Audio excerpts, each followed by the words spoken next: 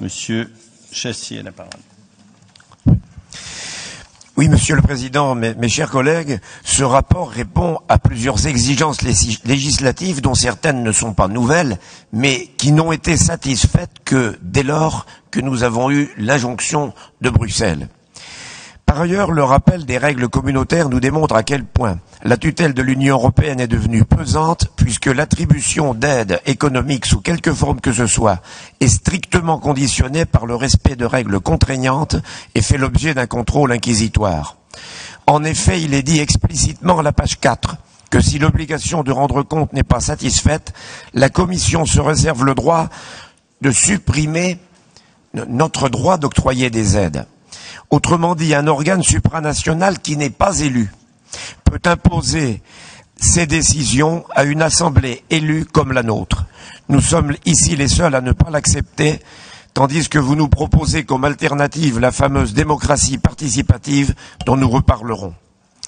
Quels enseignements pouvez-vous nous retirer de cette compilation de chiffres, à vrai dire très difficile à recouper, en raison d'une présentation pour le moins hétérogène?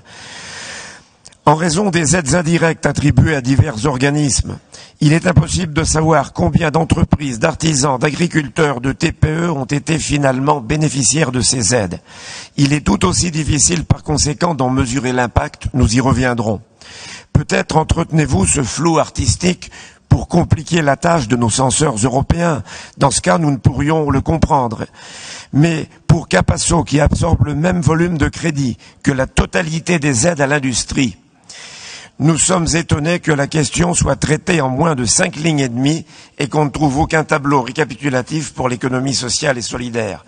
Il est encore plus difficile de s'y retrouver si l'on tente un rapprochement avec l'architecture du compte administratif, et je ne parle pas du rapport d'activité.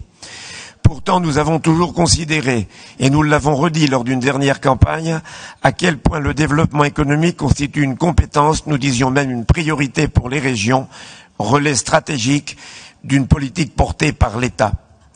Au final, votre rapport chiffre les aides économiques de la région à 32,2 millions d'euros, alors que le compte administratif en affiche 45, et qu'on trouve encore d'autres éléments selon les documents que l'on prend. Ce qui représente ces 32 millions, 0,05% du PIB régional. Elle touche directement 4464 entreprises, alors que la région compte, au sens de l'INSEE, plus de 137 000 établissements en 2014, ce qui signifie que les aides touchent un peu plus de 3% des entreprises.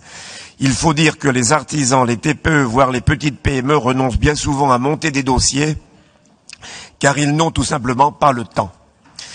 Nous reviendrons sur la question de l'efficacité, mais l'INSEE constate en 2015 pour notre région que les créations d'entreprises sont en recul et les défaillances en nette progression. Nous voudrions bien croire qu'en 2016, ça va mieux. Nous l'espérons, mais nous n'en sommes pas convaincus.